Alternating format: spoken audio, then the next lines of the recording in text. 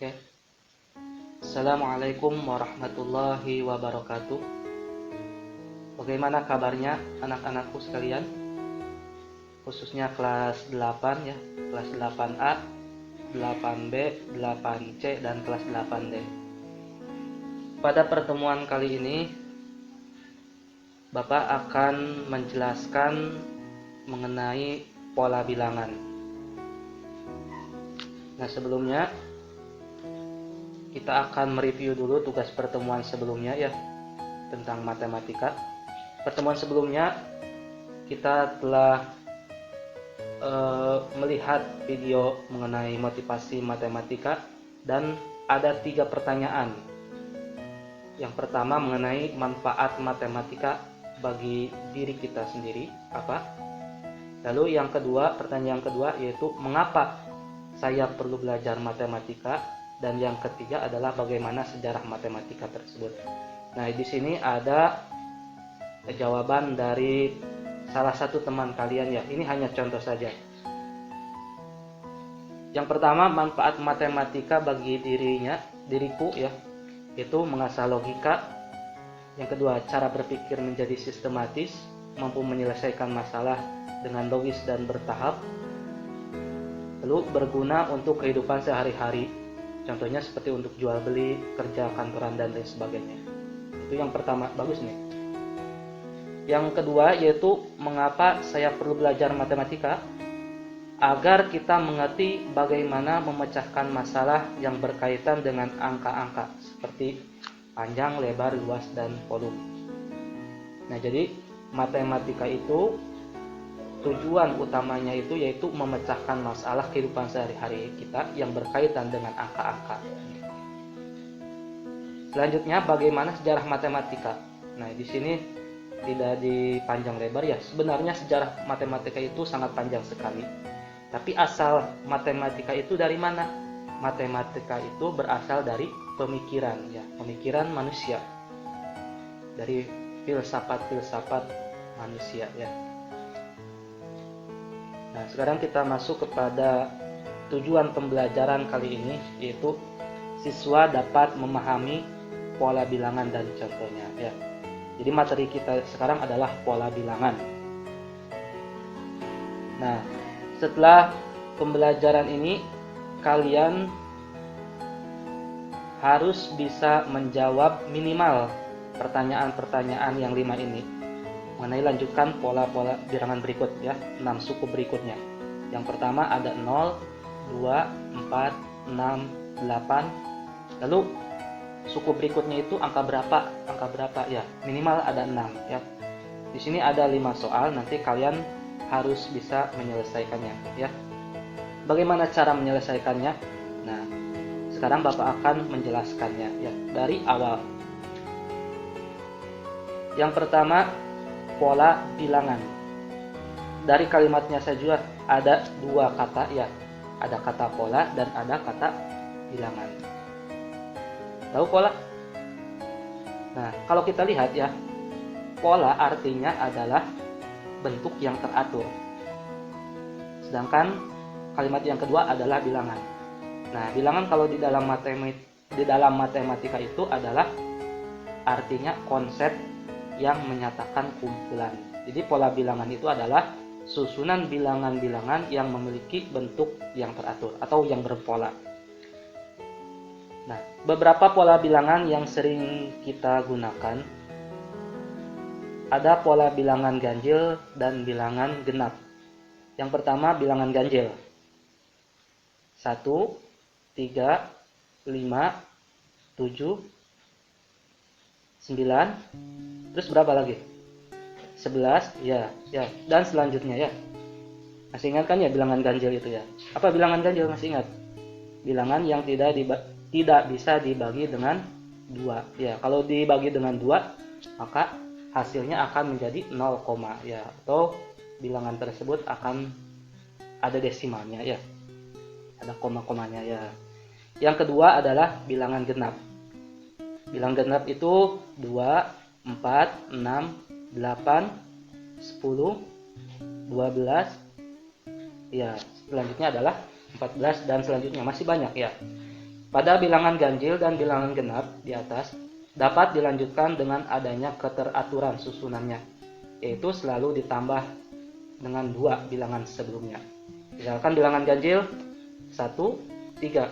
Nah, coba 1 ditambah 2 adalah 3 ya. Setelah 3, 4, 5 kan angka 5 lagi. Setelah 5, 7 ya. Jadi bedanya 2, 2, 2, semuanya 2. Begitu pula dengan bilangan genap. 2, 2, 2 ya bedanya. Selanjutnya ada pola bilangan persegi. Nah, bilangan persegi itu 1, 4, 9, 16. Nah, angka-angka ini dari mana? Coba kita lihat. Nah, ini titiknya ada 1, noktahnya ada 1. Selanjutnya ini ada 4 ya. Ini bentuknya persegi. Titiknya ada 4, noktahnya ada 4 ya. Selanjutnya ada gambar lagi. Ada berapa itu? Ada 9. Nah, selanjutnya kalau dihitung lagi ada 16 ya. Itu kan bentuknya seperti persegi ya. Nah, ini karena bentuknya seperti persegi, maka disebut sebagai bilangan persegi. Selanjutnya lagi ada lagi 16 lagi ya. Pola bilangan persegi diperoleh dengan mengkuadratkan bilangan asli secara berurutan, yaitu sebagai berikut ya. 1 kuadrat, 2 kuadrat, 3 kuadrat, 4 kuadrat. Kalau 1 kuadrat itu artinya 1 kali 1 sama dengan 1 ya. 2 kuadrat 4. 3 kuadrat 9, 4 kuadrat 16. Maka bilangan persegi disebut juga bilangan kuadrat atau bilangan pangkat 2 ya. Seperti itu ya. Kalau dilanjutkan bisa? Pasti bisa. Oh, coba. Pola bilangan persegi itu 1, 4, 9, 16. Setelah 16 berapa? Ya, betul ya. 25. Kenapa 25? Karena 5 kuadrat. 5 kuadrat berapa? 25. Setelah itu 6 kuadrat. 6 kuadrat berapa? 36 ya. Dan selanjutnya seperti itu ya. Nah, yang selanjutnya yaitu pola bilangan persegi panjang. Bilangan-bilangannya itu adalah 2, 6, 12, 20 dan selanjutnya. Nah, ini angka 2 ini ya, bilangan 2 ini 2, gambarnya 2, terus ada lagi noktah atau titik-titiknya, yang kedua adalah 6 buah. Ini bentuknya seperti persegi panjang ya. Nah, ada suku yang ketiga, kalau dihitung lagi ada 12. Bentuknya itu juga sama, persegi panjang ya. Selanjutnya ada berapa itu? Ada 20 ya. Pola bilangan persegi panjang diperoleh dengan cara, nah, bentuknya seperti ini. 1 dikali 2 sama dengan 2 ya. Ke bawah tuh ya. 2 dikali 3 sama dengan 6. 3 dikali 4 12. Nah, bukan 12 ya. 4 kali 5 20. 5 kali 6 30. Selanjutnya berapa? 6 dikali 7. Selanjutnya 7 dikali 8 dan sebagainya ya. Selanjutnya seperti itu ya. Jadi kalian pasti bisa melanjutkan bilangan-bilangan tadi ya. 2, 6, 12, 20, 30. Setelah itu berapa? Coba. 6 kali 7 berapa? Nah, segitu ya. 6 dikali 7 itu 42 ya. Selanjutnya lagi 7 kali 8 berapa? Ya, sudah ya. Itu untuk latihan. Selanjutnya lagi ada pola bilangan segitiga yang D ya. Bilangan segitiga itu 1, 3, 6, 10, 15, 21. Nah, kenapa disebut pola bilangan segitiga? Ini asalnya dari gambar di bawahnya. Itu ada angka 1 itu dari titiknya 1 ya, noktahnya 1. Segitiga lagi 3, itu yang satunya lagi 6, 10, ada 15. Nah, kalau 21 berarti titik-titiknya ada 21, membentuk sebuah segitiga. Nah, ini kenapa disebut sebagai pola bilangan segitiga.